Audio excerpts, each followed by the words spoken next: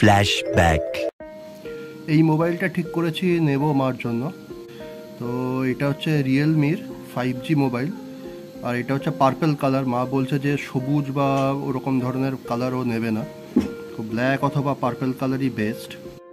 যে প্রাইস রেঞ্জটা মা দিয়েছে 10,000 12,000-এর মধ্যে, তো তার মধ্যে এই মোবাইলটার ফিচারই সব থেকে ভালো আমি কম্পেয়ার করে দেখলাম অন্যান্য মোবাইলের থেকে।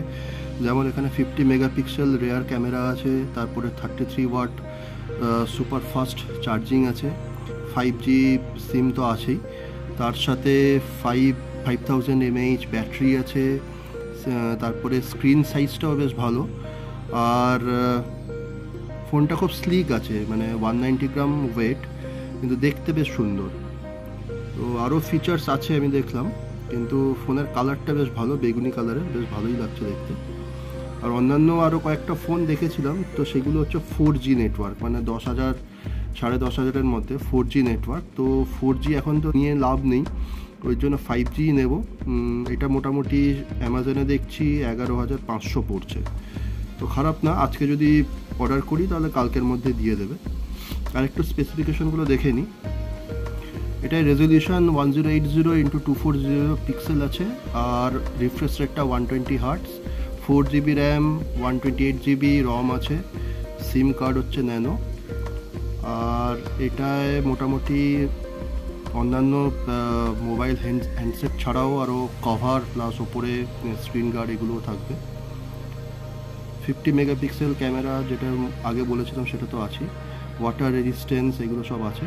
আর ভিডিও ক্যাপচার রেজলিউশনটাও স্ট্যান্ডার্ড, মানে 1080p পিক্সেল, তো খারাপ না আর কি phone. Hi friends, welcome back to my channel. তো মোটামুটি তোমরা আগেও শুনেছো যে মার একটা নতুন ফোন কেনার কথা হচ্ছিল, আমি দেখছিলাম। ফোনটা মোটামুটি 2-3 দিন আগে চলে এসছে, অ্যামাজন থেকে ডেলিভারি দিয়ে গেছে। আর ব্যাপারটা হচ্ছে যে মার তো আগে পুরনো ফোন ছিল, সেই পুরনো ফোনটায় যে সিম কার্ডটা ছিল সেটা অনেক পুরনো আর কি, ভোডাফোনের। সেই সিম কার্ডটা তো ঢুকবে না। এবার কি হয়েছে, আমাকে একটা নতুন সিম এক্সচেঞ্জ করে আনতে হবে, যেটা ন্যানো সিম। ব্যাপারটা হচ্ছে যে আমি 2 দিন আগে গেছিলাম ভোডাফোনের মিনি স্টোরে ফোনটা আসার পরে, কারণ সিমটা নতুন ঢোকাতে হবে। এবার ওরা বললো যে 70 টাকা লাগবে, একটা নতুন সিম নিতে হবে, ওটা 2 ঘন্টার মধ্যেই ওটা অ্যাক্টিভেট হয়ে যাবে। খুব ভালো কথা। আমি মোটামুটি সিমটা এনে লাগালাম, কিন্তু তারপরে দেখলাম যে কাজ করছে না, মানে নেটওয়ার্কই আসছে না। তারপরে কি হবে আমি আবার ভোডাফোনের মিনি স্টোরের নাম্বার আনিনি, আমি কাস্টমার কেয়ারে ফোন করলাম।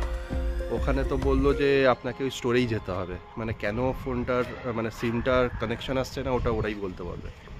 আবার গেলাম তারপরের দিন স্টোরে গিয়ে, শুনলাম যে সিস্টেম ডাউন ওদের। তো অনেকক্ষণ বসলাম, 1/2 ঘন্টাখানিক। তো ওরা বললো যে আপনি এক কাজ করুন, মাকে নিয়ে আসতে হবে, কারণ বায়োমেট্রিক্স নিতে হবে আরেকবার, তো আপনি আরেকবার আসতে হবে। আমি তো মোটামুটি একটু ঝাড়টা দিয়ে আবার আজকে নিয়ে গেছিলাম।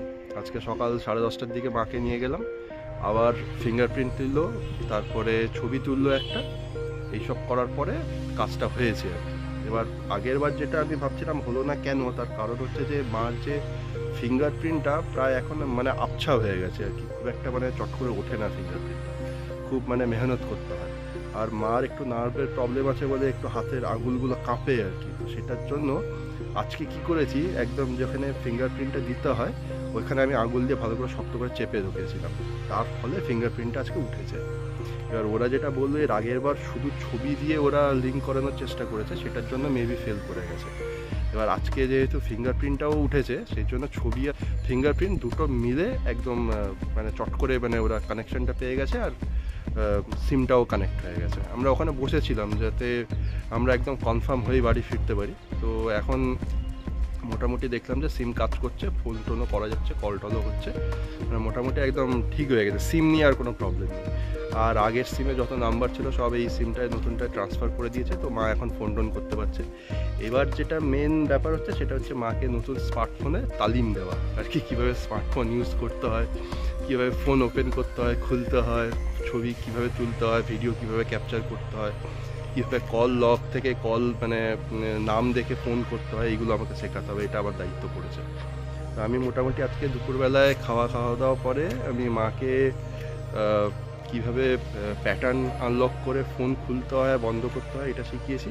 আর ফোন কীভাবে কাটতে হয় আর ফোন কীভাবে ধরতে হয়, এই 4টে জিনিস আমি টোটাল শিখিয়ে দিয়েছি। তো মা তো খুব এক্সাইটেড হয়ে গেছে, বলছে যে সব শিখে গেছি, সব শিখে গেছি, কিন্তু এখনও অনেক তালিম দেওয়া বাকি আছে। তো আস্তে আস্তে আমি ওকে শেখাবো। তো দেখা যাক, নিশ্চয়ই মানে নুপু যখন ফোন হ্যান্ডেল করতে পারে, তাহলে মাও কেন করতে পারবে না, আরামসে শিখে যাবে।